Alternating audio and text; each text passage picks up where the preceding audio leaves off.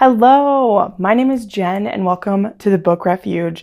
And today we're talking about A Court of Frost and Starlight by Sarah J. Maas. Isn't it just, it's so beautiful, guys. So many feelings. It is very hard to talk about it. How I set up this review. So I'm going to give you a quick non-spoiler review here and tell you my overall thoughts. There's not much you can say that's not a spoiler. And then I did my first vlog style review for this. So over the past, 2.5 hours is all that it took to read this. I recorded short little clips as I was reading it because there was just so many things happening that I really needed to kind of touch base as I was doing it so that I don't forget anything, because I'm really bad at, once I finish a book and I love it so much, I'm just kind of like blah blah blah blah, it was so great, fantastic, la la la la. So I really wanted to like catch things as I got it. So this will be the non-spoiler part, and then of course I'll do a timestamp for when the spoiler starts if you want to jump into that to hear the details. Otherwise I'll give you kind of a quick little synopsis right here. A Court of Frost and Starlight takes place a few months after the events of A Court of Wings and Ruin, and it is the winter solstice, which is a big party for everybody in Valaris because it's the longest night of the year. So this novelette, I think is what Sarah was calling it, is about the events that take place in about a month's time before and around it. And it touches base with all of our favorite characters and some of our least favorite characters and gives you a hint into what's happening with them. And it also sets up the events of what's going to be happening going forward with this series, because there's going to be this novella and then she's writing a new trilogy about new characters who, if you skip to my spoiler review, you'll get to know who those characters are. Guys, this is the most excited I've been for a review. I'm like trying to calm down.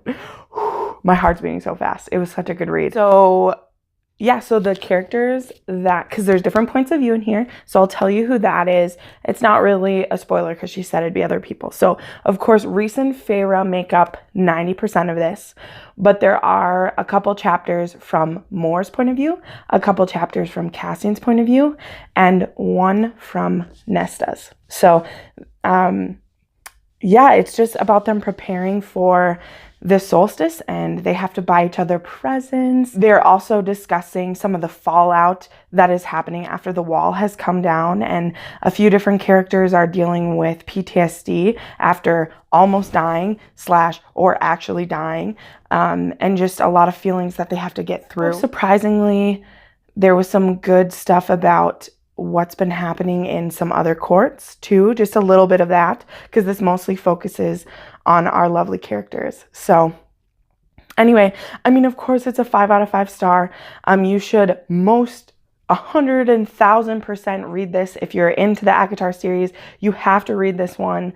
It's going to be so hard to wait until Sarah gets around to finishing the next one. But also at the end of this book, there is a good, I think it's probably like 15 pages of the next book, which again tells us who the point of view is from.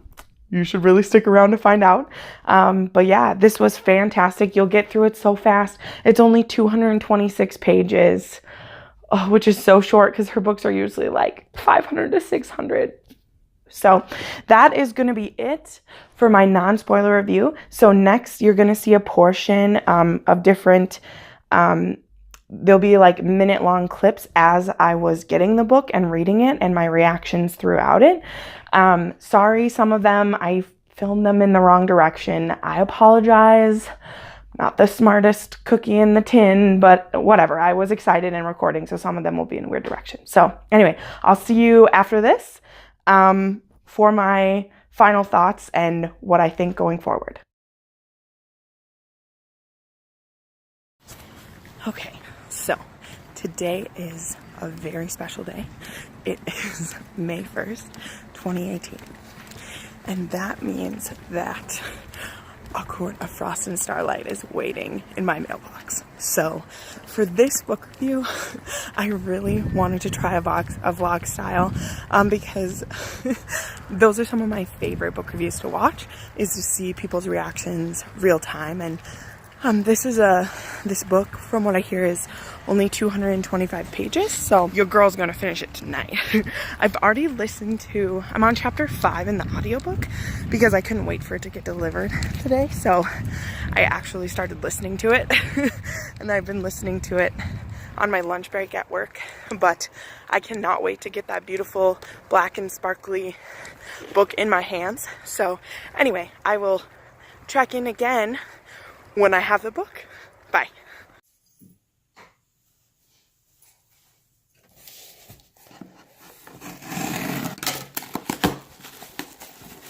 Who cares about that right now?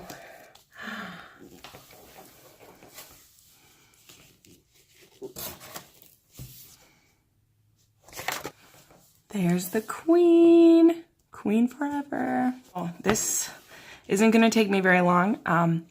I will do another check-in in a minute, but I just wanted to show you the quick unboxing of it because it's so beautiful.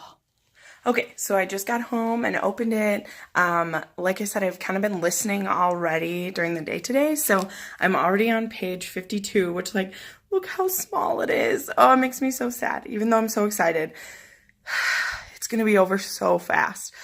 So right now it is 10 to 5. I have my food ready to eat, so I'm gonna do that, and then I'm gonna settle in, and I'll check in soon. So 52 pages in, I'm already loving it. They've showed us Feyre, Rhys, and Cassian's perspective so far. Oh, I love Cassian. He's like bae, second only to Rhys. So I was super excited. I'd heard that there'd be his perspective. So that was exciting for me. But yeah, I'll check in when something else happens, but I'm loving it so far. I'm so excited. Bye. Okay, so first thing right now, it feels so good to be reading this again. Like, oh, it's literally killing me. Like, I want to read slow and savor it, but I'm also like, I must finish. I have to, like, find out about who the series is going to be about next and all that good stuff. But the first thing that was super funny, but / not, if you're a woman, is that when you become a fae, your, like, cycle changes. And instead of having a period once a month, you have it twice a year, but it's, like, the worst period you've ever had. Like, it's like all of them combined together. So that's kind of funny, but also awful. Like, ugh. But I do love how Sarah, like, talks about, like, the real things that happen. That, like, what would happen to you if, like, because the Fae aren't dead. Like, it's not like a vampire where you would just stop. Like, they're still alive. They're just now extended creatures. Like, she's gonna live forever. Not dead and then living forever. So anyway, super interesting. So the conflicts arising so far seem to be a few things. So the Illyrian warriors are still not letting the women practice and train like they were supposed to back in Wings and Ruin, I think, is when that started being a thing. There are some people blaming Rhys for taking the Illyrians into war with them and getting so many of them killed. Like, for some reason, these people think that it's revenge that he's trying to get, that those people died.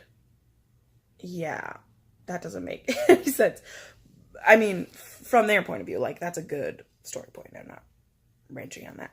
And then, another point of it is that they're worried about, since the wall is down, some of the Fae are wanting to expand their borders into the human world, and that's a no-no. So we're watching out for that anyway.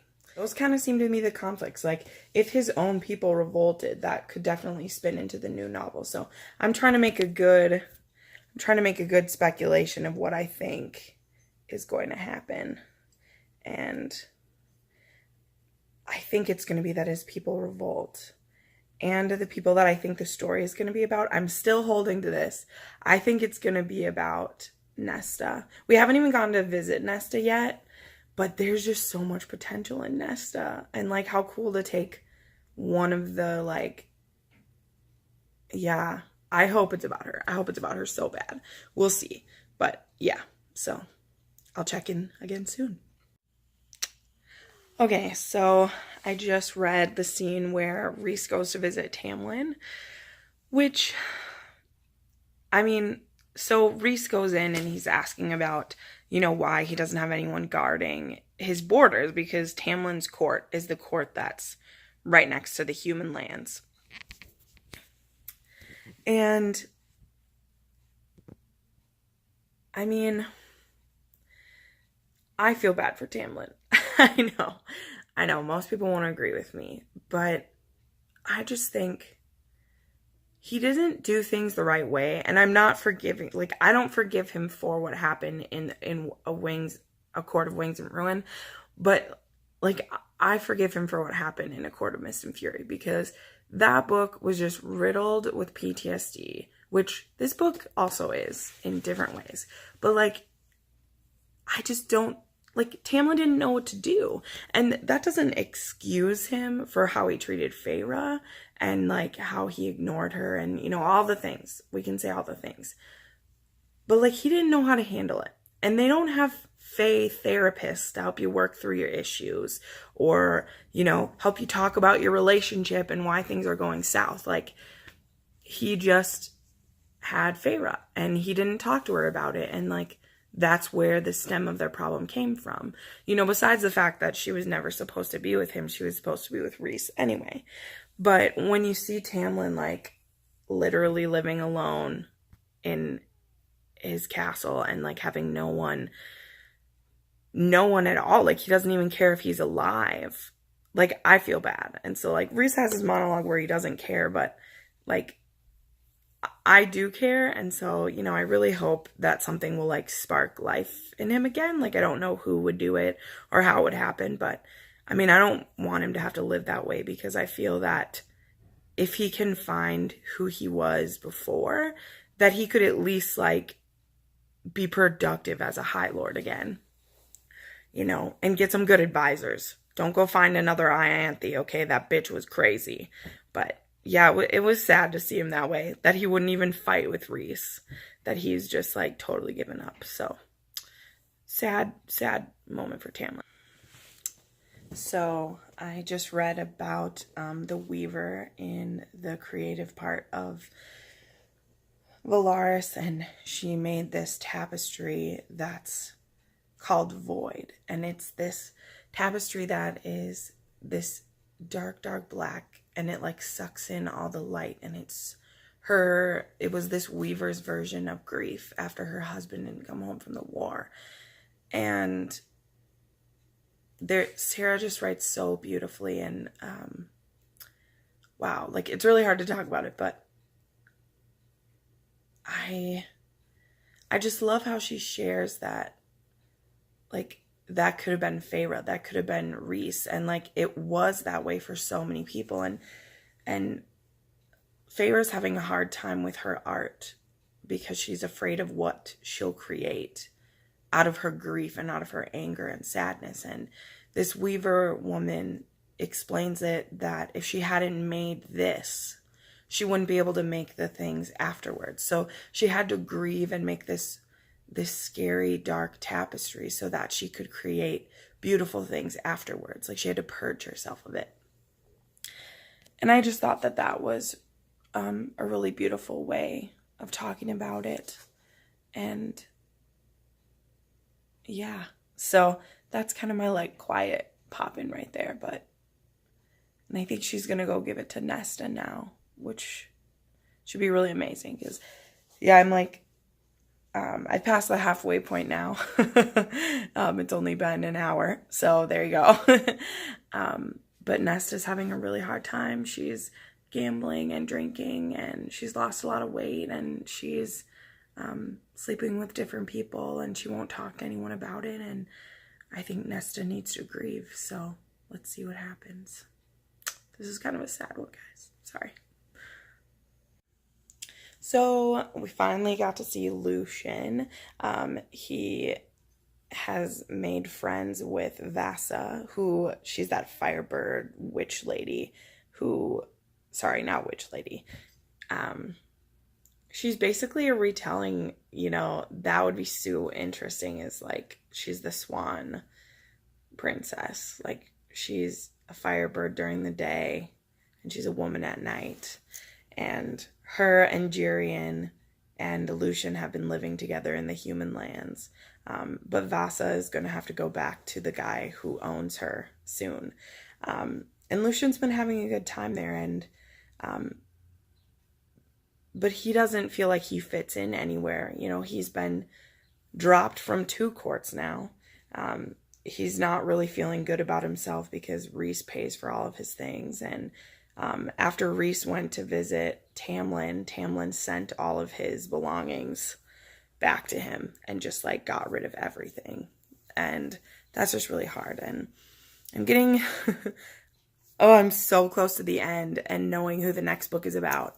Like, my heart just wants us to say it's going to be about these 2 women, Feyre's sisters, and like figuring out their mates. Like, that's what I want it to be about. But maybe it'll be about Jirian and Vasa. Like, maybe it's going to be about them, because that seems like they have stuff to deal with. I don't know. You know what? I'm sick of this speculating. I'm going to know in another 50 pages. So this might be my last check-in unless something crazy happens. I'm just going to power through and then tell you my feelings. So, okay, bye.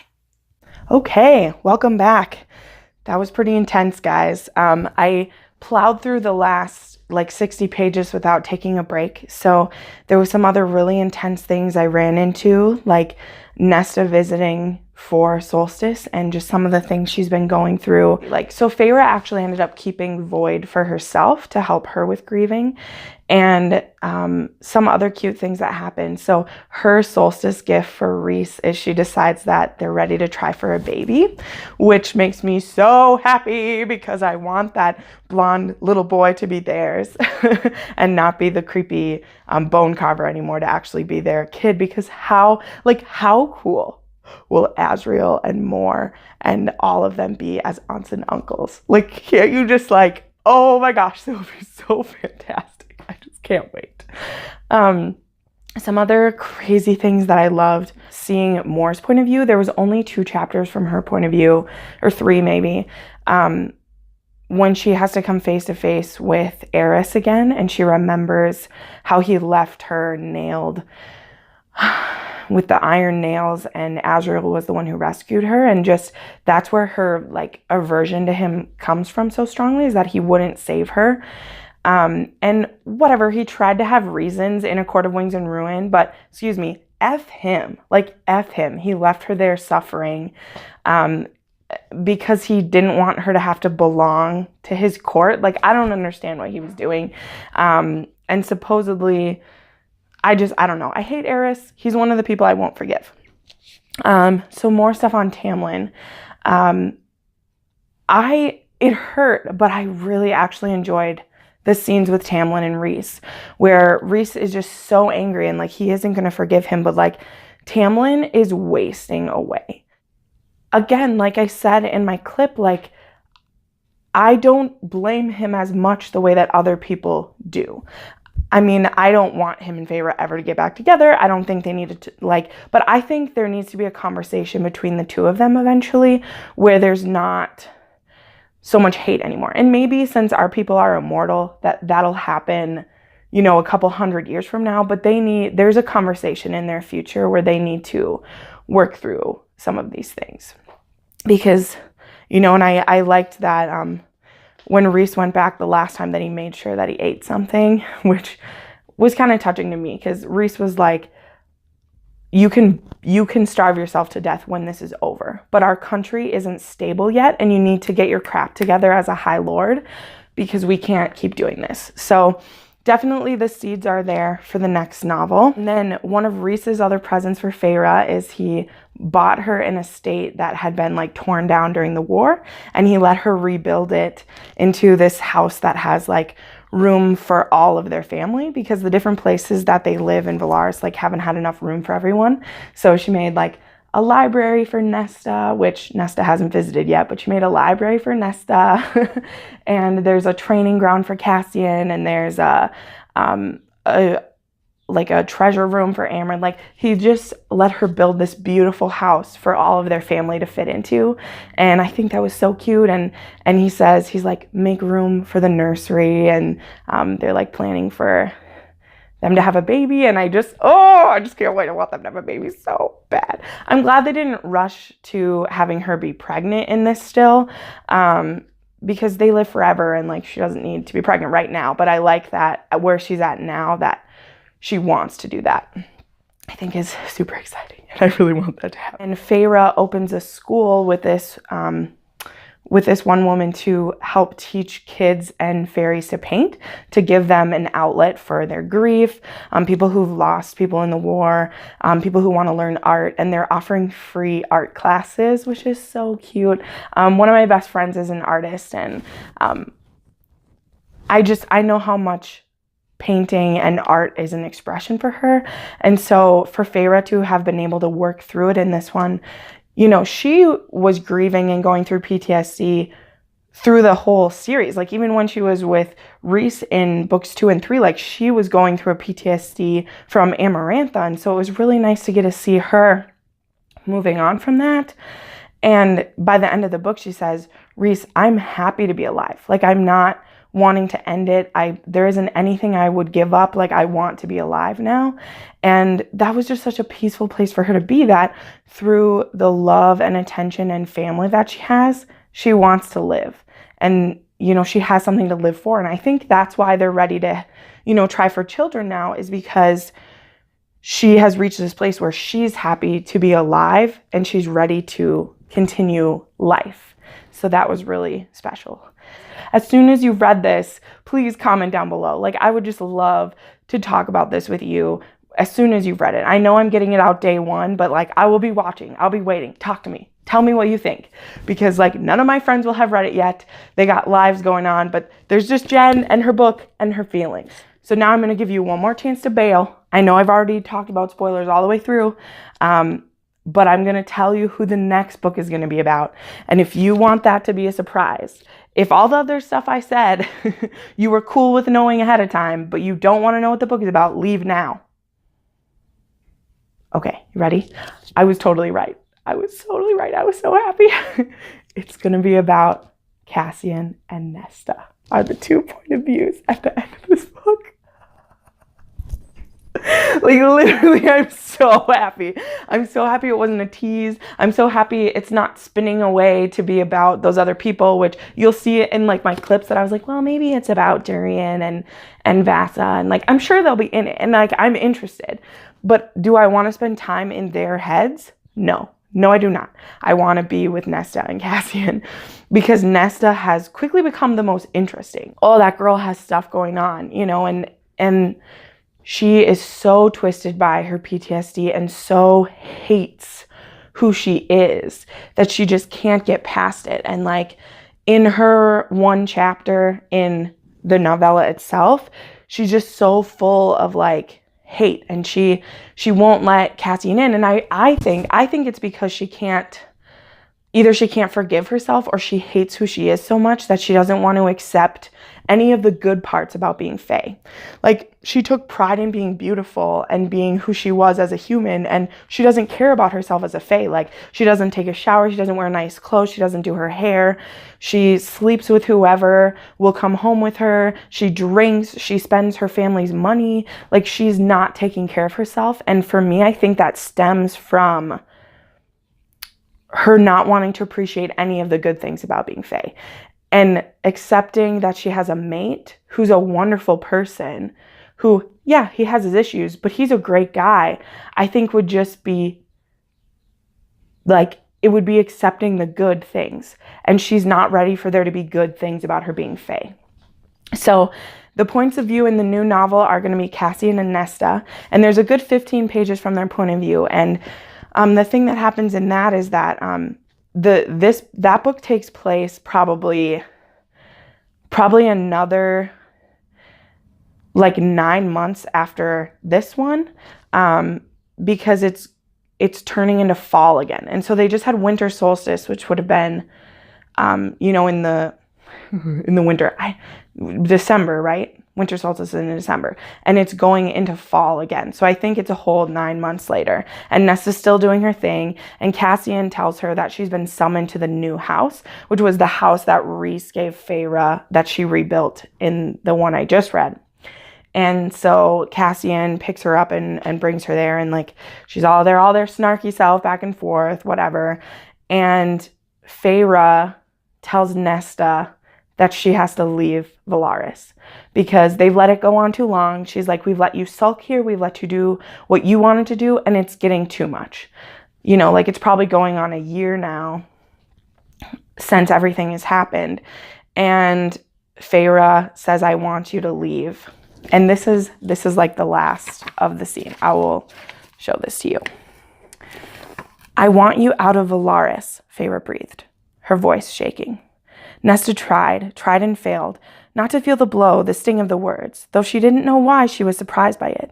There were no paintings of her in this house. They did not invite her to parties or dinners anymore. They certainly didn't visit. And where, Nesta asked, her voice mercifully icy, am I supposed to go? Feyre only looked to Cassian. And for once, the Illyrian warrior wasn't grinning as he said, you're coming with me to the Illyrian mountains. So speculation here on Jen's part.